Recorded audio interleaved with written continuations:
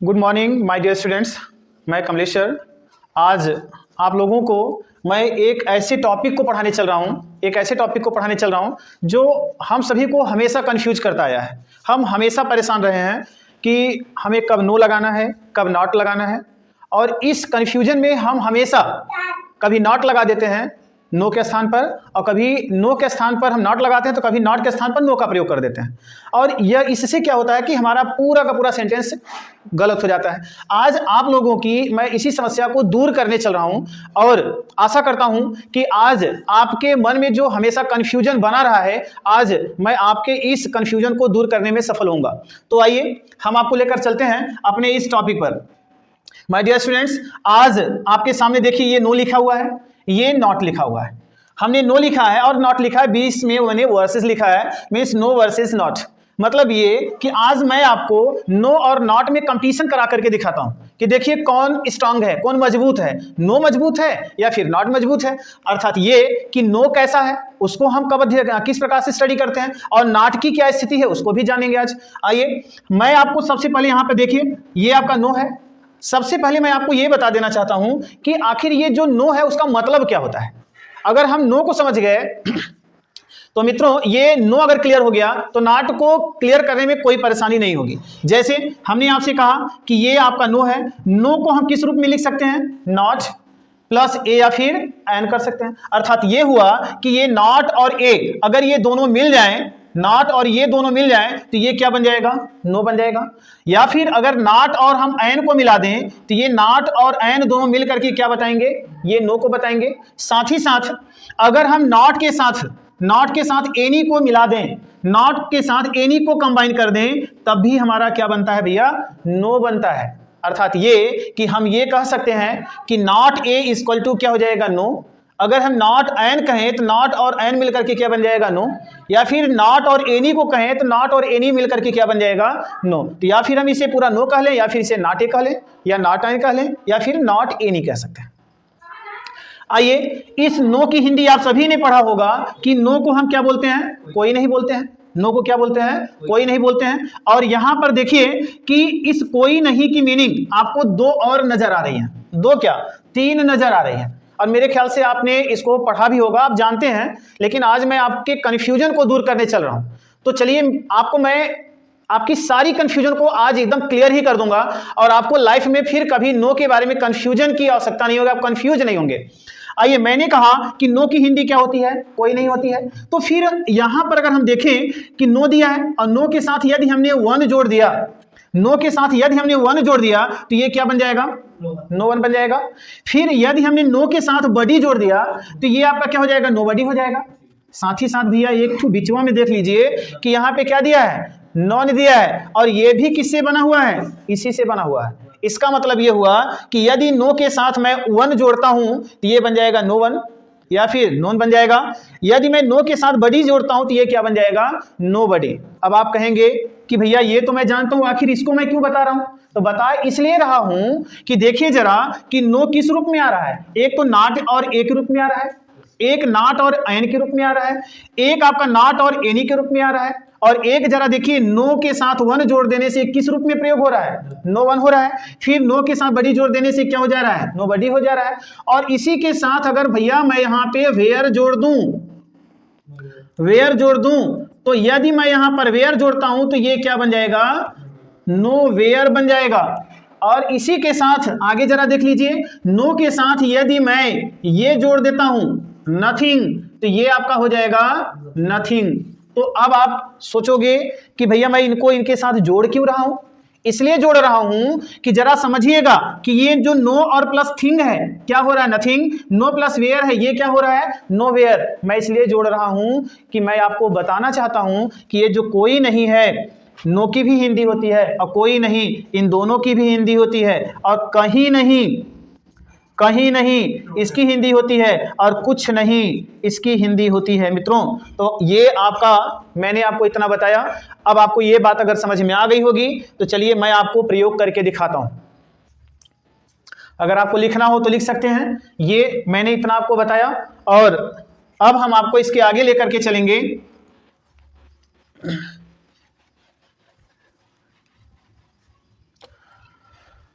तो आइए समझते हैं। मैंने आपको नो बताया, नो की हिंदी मैंने नॉट ए, सॉरी नो को के बारे में मैंने कहा नॉट प्लस ए से बना है, नॉट प्लस एन से बना है, नॉट प्लस एनी से बना हुआ है। तो आइए जरा देखते हैं, अगर मैं कहूं कि मेरे पास कोई किताब नहीं है, मेरे पास कोई किताब नहीं है। अब जरा देखिए, मैंने इसकी हिंदी क्या बताई थी, कोई नहीं बताई थी। तो क्या आपको वाक्य में कहीं पर कोई नहीं दिखाई दे रहा है? बिल्कुल। आप देखिए यहाँ पे क्या दिखाई दे रहा है, कोई। यहाँ पे क्या दिखाई दे रहा है, नहीं। इसका मतलब ये कि हम इसकी अंग्रेजी क्या लिख सकते हैं भैया, नॉट ए लिख सकते हैं, नॉट एन लिख सकते हैं, नॉट एनी लिख सकते हैं, या फिर मैं क्या लिख सकता हूं, नो लिख सकता हूं। लेकिन ये नाउन के कंडीशन के अनुसार होगा। तो आइए जरा देखते हैं, हम इसका अनुवाद करेंगे, ट्रांसलेशन करेंगे। तो लिखेंगे आई के साथ क्या करेंगे, हैव करेंगे। कोई और नहीं की अंग्रेजी हम क्या करेंगे, नो करेंगे।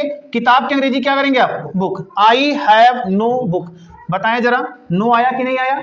बिल्कुल आया। मैंने यही तो कहा था ना कि नो की हिंदी क्या होती है, कोई नहीं। और हमने यहां पर क्या पाया, कोई नहीं। तो हमने यहां पर क्या लिखा भैया, कोई नहीं की मैंने नो लगा दिया। और जब हमने यहां पे नो लगा दिया तो ये हमारी बात एकदम करेक्ट हुई। आइए, हमने कहा कि ये जो नो है ये इस रूप में भी लिखा जाता है, नॉट ए लिखा जाता है, नॉट एनी लिखा जाता है, नॉट ए लिखा जाता है, नॉट एनी लिखा जाता है। तो यहां पर हम ऐसे भी तो कर सकते हैं, I do not have a book, I do not have a book.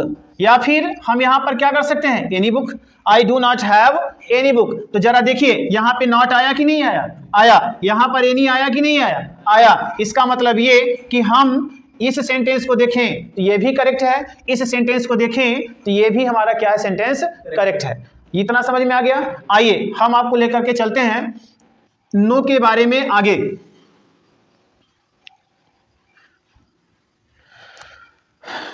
दूसरा आपका जो रूल है, दूसरा रूल ये है कि जो नो होता है, नो एडजेक्टिव, एडजेक्टिव के रूप में कार्य करता है, कार्य करता है। नो एडजेक्टिव के रूप में कार्य करता है। आइए देखते हैं, अगर हमने लिखा I have no money, I have no money, तो हिंदी में हम इसको क्या लिखेंगे, मेरे पास पैसा नहीं है। तो जरा बताइए, अगर मैंने लिखा कि नो एडजेक्टिव के रूप में कार्य करता है, तो जरा बताइए भैया कि एडजेक्टिव कहां आता है? एडजेक्टिव हमेशा आता है, एडजेक्टिव हमेशा आता है किसके पहले, नाउन के पहले। एडजेक्टिव कहां आता है, नाउन के पहले। तो जरा बताइए, ये आपका क्या है, नाउन है, नाउन के पहले क्या आएगा, एडजेक्टिव। तो जरा बताइए भैया, मनी क्या है, नाउन है। मनी क्या है, नाउन है। कौन सी नाउन है, मटेरियल नाउन है। ये कौन सी नाउन है, मटेरियल नाउन है। या फिर इसे आप बोल सकते हो अनकाउंटेबल नाउन, इसे क्या बोल सकते हो, अनकाउंटेबल नाउन। और जरा बताइए कि इस नाउन के पहले क्या दिया है, नो। तो बताइए नो क्या होना चाहिए, एडजेक्टिव होगा या नहीं? बिल्कुल होगा भाई। आप देखिए जरा से ही, यहां तो ये मनी दिया है, मनी नाउन है, तो नाउन के पहले क्या आता है, एडजेक्टिव ही तो आता है। तो इसका मतलब ये हमारा क्या होगा, नो यहां पर एडजेक्टिव होगा। तो ध्यान रहे मित्रों कि ये आपका नो एडजेक्टिव के रूप में होगा कब, जब ये नाउन के पहले होगा। यदि ये नाउन के पहले है तो यह आपका क्या होगा, एडजेक्टिव के रूप में होगा। अगर आप इसे नोट करना चाहें तो नोट कर लें, फिर मैं आपको तीसरे रूल पर ले चलता हूं। तीसरा आपका देखिएगा, जो नो होता है, नो को कंपैरेटिव डिग्री, कंपैरेटिव डिग्री में एडजेक्टिव के पहले प्रयोग करते हैं। नो को कंपैरेटिव डिग्री में एडजेक्टिव के पहले प्रयोग करते हैं। तो आइए जरा देखते हैं। सबसे पहले हम ये समझ लेते हैं कि आखिर ये कंपैरेटिव डिग्री क्या है। तो कंपैरेटिव डिग्री को हम क्या करेंगे, सबसे पहले पहचानना सीख लेते हैं। आपने डिग्री पढ़ा होगा, अगर नहीं पढ़ा होगा तो चलिए चलते चलते मैं आपको बता देता हूं कि अगर आपको एडजेक्टिव के पहले मोर या फिर एडजेक्टिव के अंत में क्या मिल जाए, ईआर, और साथ ही साथ आपको क्या मिल जाए, देन लगा हुआ, माय डियर स्टूडेंट्स, ये आपका क्या होगा, सी डिग्री होगा। इसे हम क्या बोलेंगे, कंपैरेटिव डिग्री। और इसी कंपैरेटिव डिग्री के पहले हमें किसका प्रयोग करना है? नो का प्रयोग करना है। तो आइए जरा देखते हैं।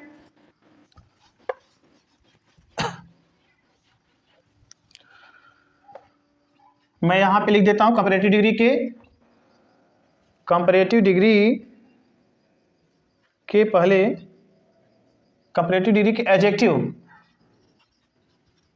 एडजेक्टिव के पहले प्रयोग करते हैं। तो आइए देखते हैं। ध्यान है एक बात, अगर मैं लिखूं यहां पे I am not visor then you, तो क्या हमें यहां पर ईआर मिला? बिल्कुल मिला। यहां पे देन मिला? बिल्कुल मिला। इसका मतलब कंपैरेटिव डिग्री है? बिल्कुल है। जरा ये बताइए कि क्या इसके पहले जो नॉट का प्रयोग किया गया है ये सही है या गलत है? तो चलिए आगे एक एग्जांपल और देखते हैं, फिर आपको बताना है। हमने लिखा this is not better book than that. This is not better book than that.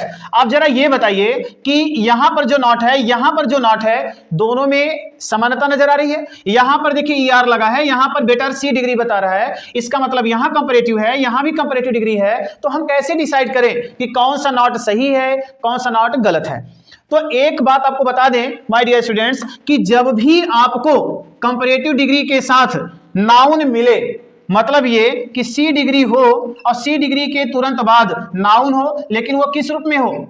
Noun हो, सी डिग्री के बाद नाउन हो, तो पक्का है कि इसके पहले हमें क्या लगाना है? नो लगाना है। लेकिन अगर सी डिग्री केवल अकेली है, उसके बाद नाउन नहीं है, तो हमें क्या लगाना है? नॉट लगाना है। तो बताइए कौन सा गलत है?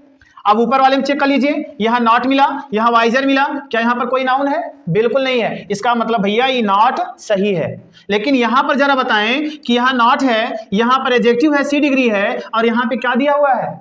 अरे यार यही किताबिया दे दिया है, बुकवा दे दिया है, और ये बुकवा जो है बता रहा है कि हम यहां पर हैं, तो यहां पर आप नॉट काहे लगाओगे? यहां पे नॉट लगावे की आवश्यकता नहीं है। यहां पे क्या लगावे के है? यहां पे नो लगाना है। तो आप नो लगा दीजिए, ये सही हो गया।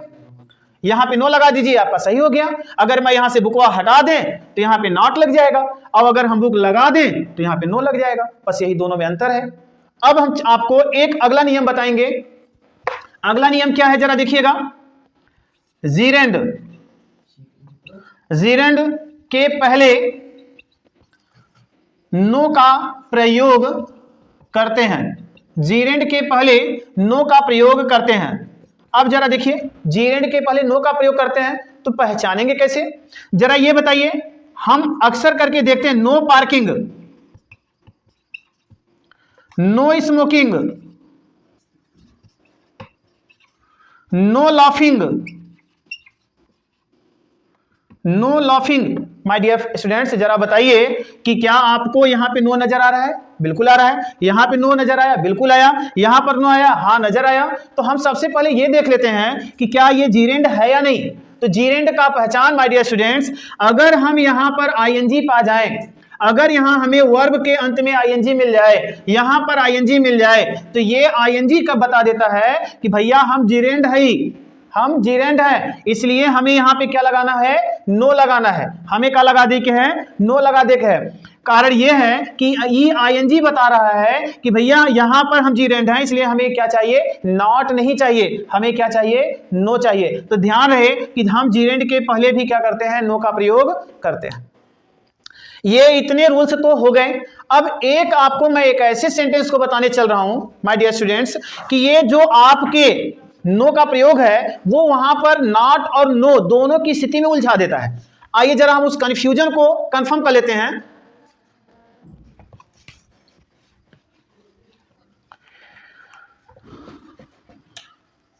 तो देखिए जरा, अगर मैं ये कहूं कि दिस इज नॉट वाटर, और फिर मैं कहूं देयर इज नो वाटर, तो भैया ये बताइए इसमें कौन सा करेक्ट होगा? क्या दिस इज नॉट वाटर ये गलत हो जाएगा, या फिर दिस इज नो वाटर ये सही होगा? या फिर आप सोच रहे होगे कि हम कौन सा सही करें?